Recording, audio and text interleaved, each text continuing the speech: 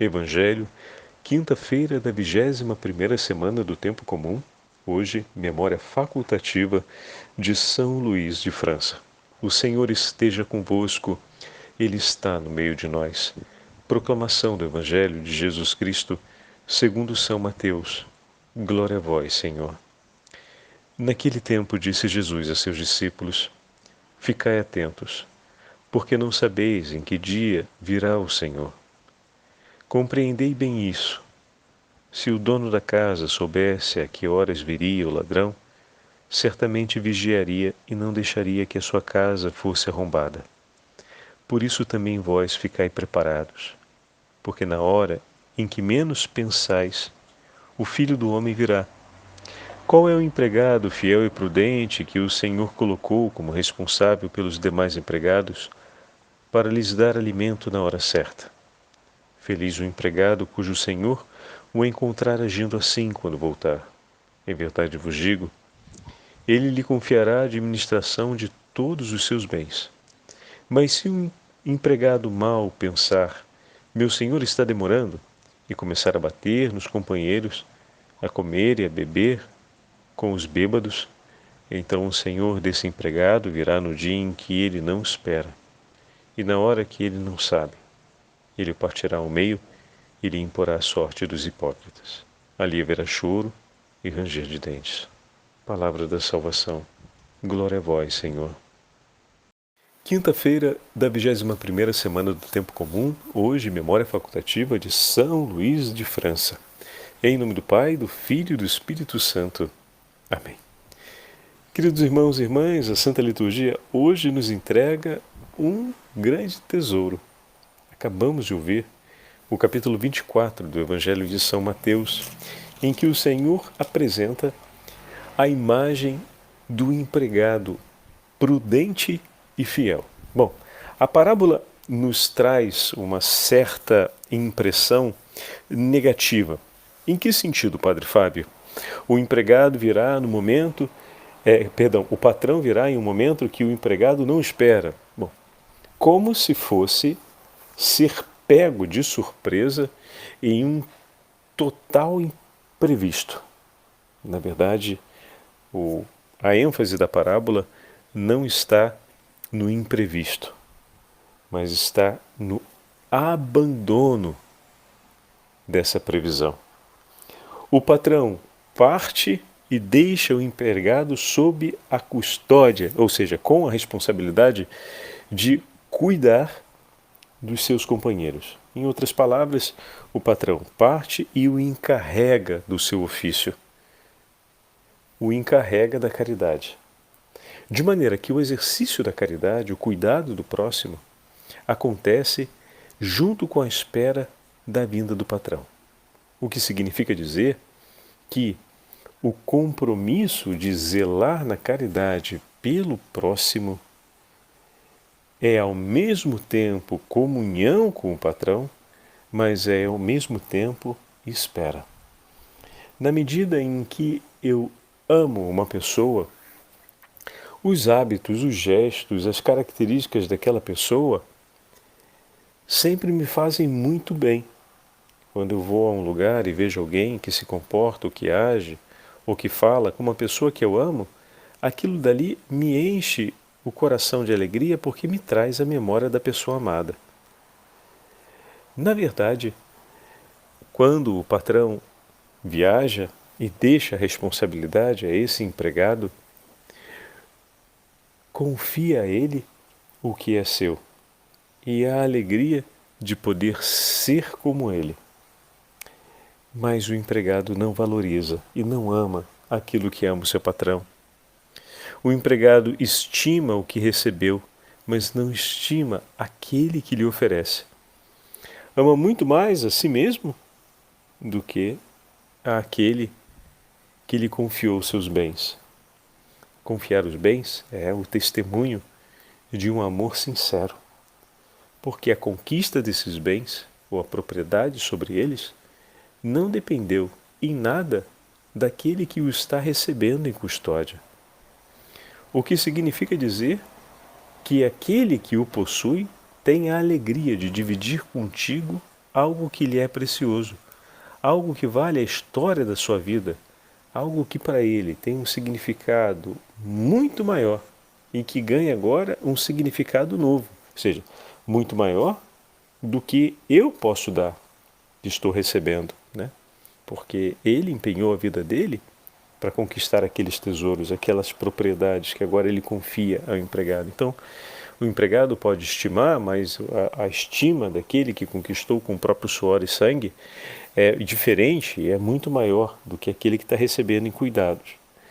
Porém, isso que é entregue agora aos cuidados de um outro agrega a todo aquele tesouro um valor completamente novo. Como assim, Padre Fábio? A partir daquele momento, eu tenho a alegria de ver o que é meu ser teu. E o mínimo que se espera desse coração é que esse coração se alegre por isso.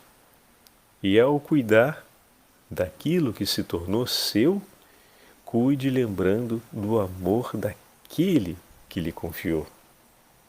Tamanho tesouro.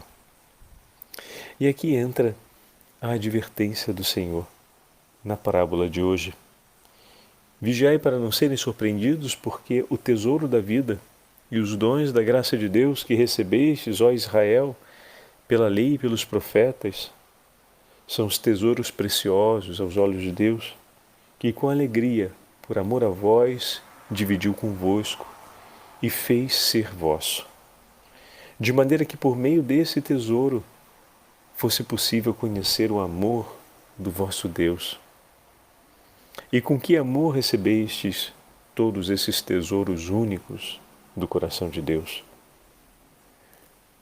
Na verdade, o recebestes com desprezo e descuido.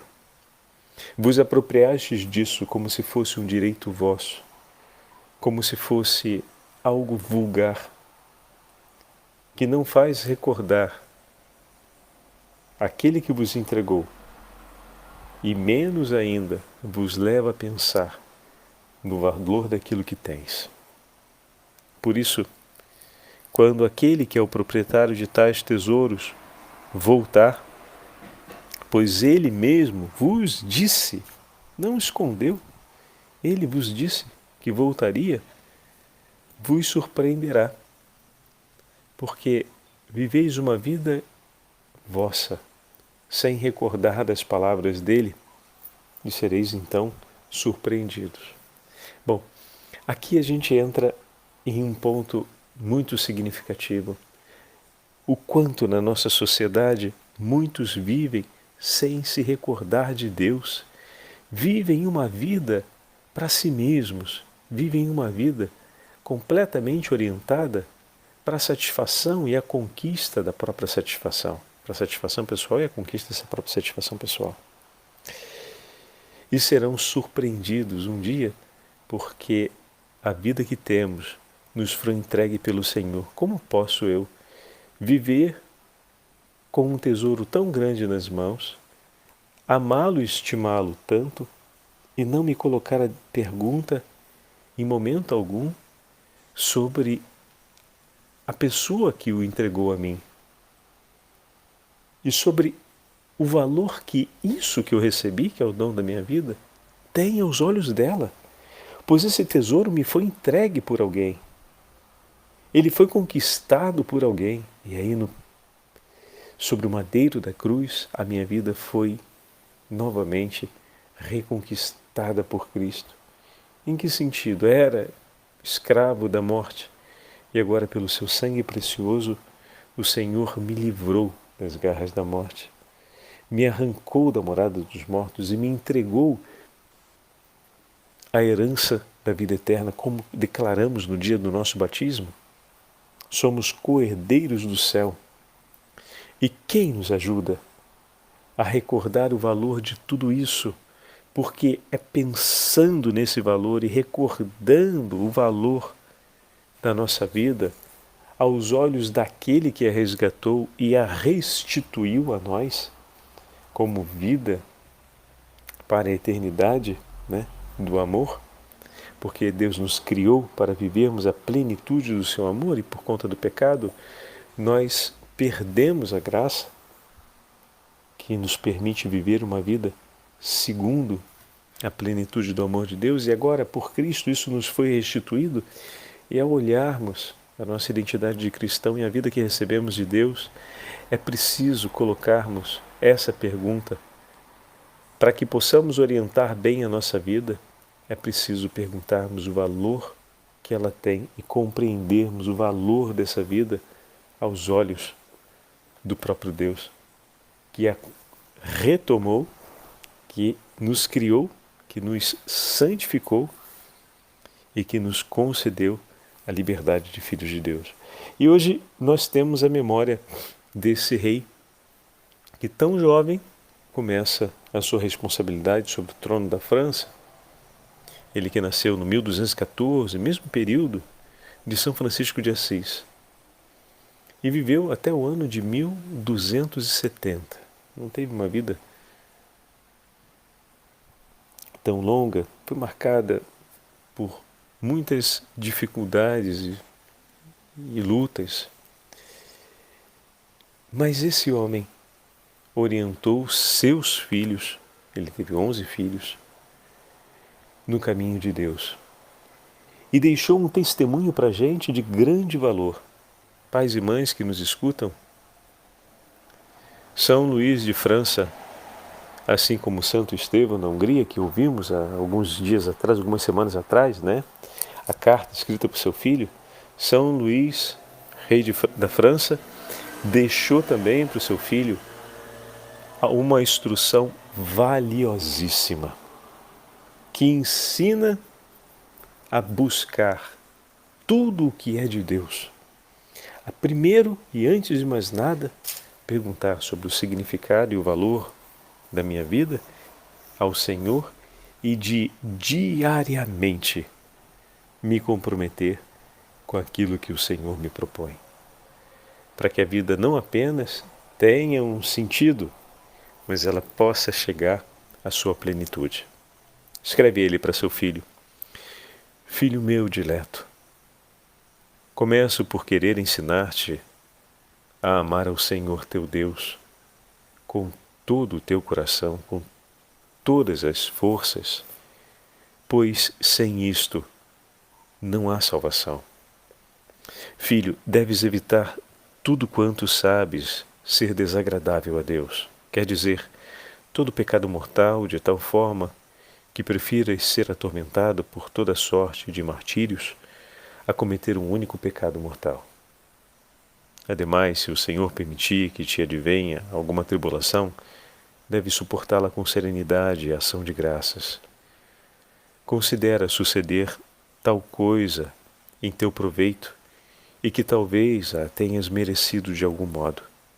Além disso, se o Senhor te conceder a prosperidade, tens de agradecer-lhe humildemente, tomando cuidado para que nessa circunstância não te tornes pior por vanglória ou outro modo qualquer. Porque não deves ir contra Deus ou ofendê-lo valendo-te de seus próprios dons, o que Ele lhe concede. Ouve com boa disposição e piedade o ofício da igreja, e enquanto estiveres no templo, cuida de não vagueares os olhos ao redor, de não falar sem necessidade, mas roga ao Senhor devotamente, quer pelos lábios, quer pela meditação do teu coração. Guarda o coração compassivo para com os pobres, infelizes e aflitos. E quando puderes, eu lhe peço, auxilia-os e consola-os. Por todos os benefícios que te foram dados por Deus, rende-lhe graças para te tornares digno de receber graças ainda maiores. Em relação a teus súditos, sê justo até ao extremo da justiça, sem te desviares nem para a direita nem para a esquerda, e põe-te sempre, de preferência, da parte do pobre mais do que do rico, até estares bem certo da verdade.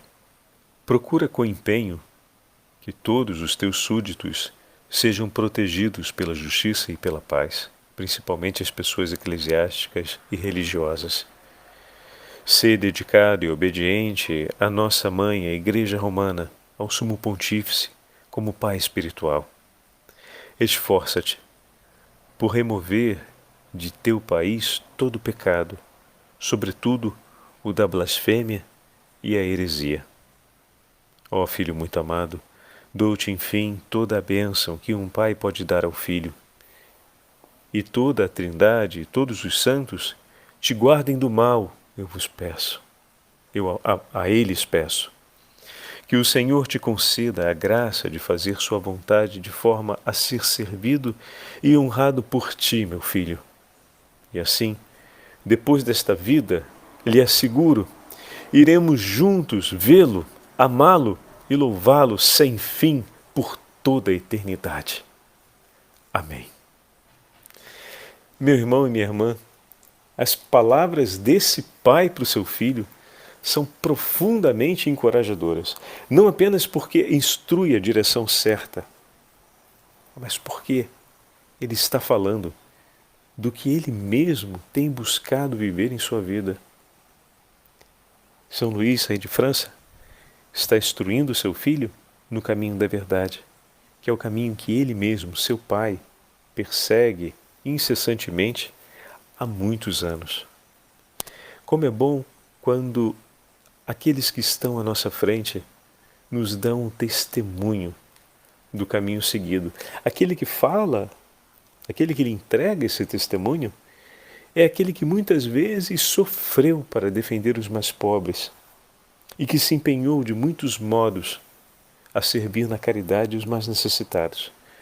Foi aquele que precisou apaziguar conflitos e, em muitos momentos, teve que saber silenciar para manter a virtude que vem de Deus, que buscou a pobreza de coração e a humildade, que demonstrou o amor pelos seus filhos com grande paciência e resignação. A carta recolhe as palavras daquela alma que está cheia de Deus. Peçamos ao Senhor que, como educadores e pais, nos abençoe, para que também nós, antes de instruirmos aqueles que nos são confiados, ou os filhos que nos foram entregues, possamos ter a alegria de vivermos como homens e mulheres cheios de Deus, que buscam, perseguem, colocam em prática as coisas do Senhor. De maneira que o nosso falar e o nosso educar não seja outra coisa senão repetir com palavras aquilo que já está impresso na alma e celebrado na vida. Que as palavras ecoem na história o que Deus construiu no tempo da nossa vida. E as gerações conheçam, como nós tivemos a chance de conhecer, que Deus, na sua potência, vem ao encontro dos homens e, na sua infinita misericórdia, os salva e os conduz no caminho da paz. De maneira que as gerações futuras não se confundam ao olhar para a nossa história e tenham a certeza de que, com sua mão poderosa, foi Ele que guiou nossos passos. Como é importante pedirmos isso. E ao mesmo tempo recordarmos aquilo que o Padre Fábio tem falado em várias meditações. Como educadores e como pais, não basta querer que nossos filhos sejam homens de bem. É preciso querer e empenhar-se para que sejam homens e mulheres realmente santos. E a conquista da santidade começa em casa. Começa no nosso cotidiano em família. Não deixa nem outorgue a outros essa responsabilidade. Na catequese, na pastoral e tudo quanto, nós vamos ter várias experiências que vão colaborar nesse itinerário. Mas a busca da santidade e a vida da santidade começa em casa, em família. E se por acaso vem a ideia de que esses tempos são mais difíceis do que os tempos que nos precederam, bom, essa é uma coisa que se repete sempre. A gente sempre tem a impressão da geração que está está vivendo, a geração de agora, melhor dizendo, está vivendo em um período mais difícil do que foi aquele da geração anterior e que o período que espera a geração futura será mais difícil ainda. Bom, quanto maior a nossa caminhada em Deus, maior se torna também a nossa clareza sobre a necessidade do Evangelho estar ao centro da nossa vida. Isso é fato. Então, eu queria trazer para vocês essas breves palavras de São Bernardo que nos encorajam. Por que nos encorajam? Porque Deus entregou no final dos tempos, quando tudo era mais necessário ou se fazia mais urgente, o tesouro máximo do seu amor. E nós estamos, todas as gerações, a nossa e aquelas que virão, vivendo esse mesmo período, onde os tesouros máximos do amor de Deus se revelaram por nós. Quando veio o Salvador, escreve São Bernardo, não veio no princípio dos tempos, nem no meio, mas no final. E teve uma razão para isso. Muito sabiamente, a sabedoria divina, ciente de que os filhos de Adão são dados à ingratidão, considerou que só devia valer-lhes com o seu socorro quando estivessem na maior necessidade. E se vemos que essa geração de agora e a geração que está por vir está em tempo de maiores necessidades, lembre-se, meu irmão, o Senhor veio por nós e está conosco. E quer ser oferecido como socorro nos tesouros do seu amor e da sua misericórdia por nós e por eles, através do testemunho do teu coração, como ele foi um tesouro para os filhos de São Luís de França, sendo entregue pelo coração do Pai.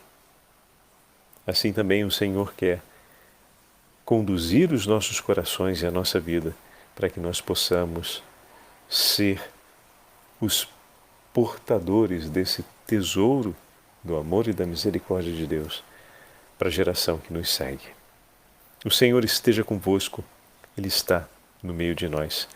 Pela intercessão de São Luís, rei de França, e pela intercessão da Beatíssima Virgem Maria, Rainha do mundo, abençoe-vos o Deus Todo-Poderoso, Pai, Filho e Espírito Santo. Amém.